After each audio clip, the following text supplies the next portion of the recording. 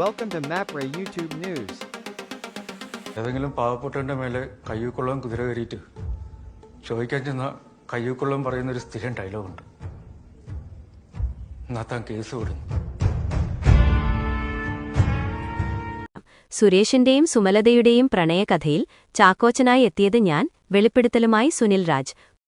രതീഷ് ബാലകൃഷ്ണ പൊതുവാൾ സംവിധാനം ചെയ്ത സുരേഷിന്റെയും സുമലതയുടെയും ഹൃദയഹാരിയായ പ്രണയകഥ എന്ന ചിത്രത്തിൽ കുഞ്ചാക്കോ ബോബന്റെ പല രംഗങ്ങളിലും പകരം അഭിനയിച്ചത് താനാണെന്ന് സുനിൽ രാജ് വെളിപ്പെടുത്തി. കുഞ്ചാക്കോ ബോബനുമായി രൂപത്തിലും ശബ്ദത്തിലുമുള്ള സാമ്യമാണ് സുനിലിന് ഈ അവസരം നേടിക്കൊടുത്തത്.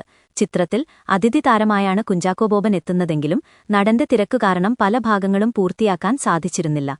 ഈ സാഹചര്യത്തിൽ കുഞ്ചാക്കോ ബോബൻ തന്നെയാണ് തനിക്ക് പകരക്കാരനായി സുനിൽ രാജിനെ നിർദ്ദേശിച്ചതെന്ന് ഫേസ്ബുക്ക് കുറിപ്പിലൂടെ സുനിൽ വ്യക്തമാക്കുന്നു. പലരും ചോദിക്കുന്ന ചോദ്യമാണ്, നീ അയാളെ അവതരിപ്പിച്ചു എന്ത് നേടിയെന്ന്. ഒരു സിനിമയിൽ അദ്ദേഹത്തിന്റെ തിരക്ക് മൂലം കുറച്ചു ഭാഗങ്ങൾ ചെയ്യാൻ സാധിച്ചു. അതും അദ്ദേഹം തന്നെയാണ് ആ സിനിമയിലേക്ക് എന്നെ സജസ്റ്റ് ചെയ്തത്. സുനിൽ രാജ് ഫേസ്ബുക്കിൽ കുറിച്ചു. നാത്താൻ കേസ്കൊട എന്ന ഹിറ്റ് ചിത്രത്തിന്റെ സ്പിൻ ഓഫ് ആയാണ് ഈ സിനിമ ഒരുക്കിയത്. കുഞ്ചാക്കോ ബോബന്റെ അപരനായി വേഷമിട്ട സുനിലിന്റെ വെളിപ്പെടുത്തൽ ഇപ്പോൾ സോഷ്യൽ മീഡിയയിൽ ചർച്ചയായിരിക്കുകയാണ്. ഈ വിപിന്റെ കയ്യിലുണ്ടായ കമ്പി കഷ്ണം ഗോപിയേട്ടൻ നെഞ്ചി കുത്തിക്കേറി ആളപ്പനെ ചത്തു.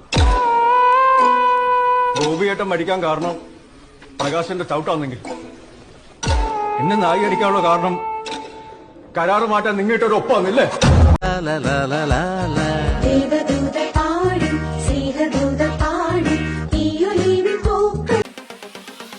Thank you.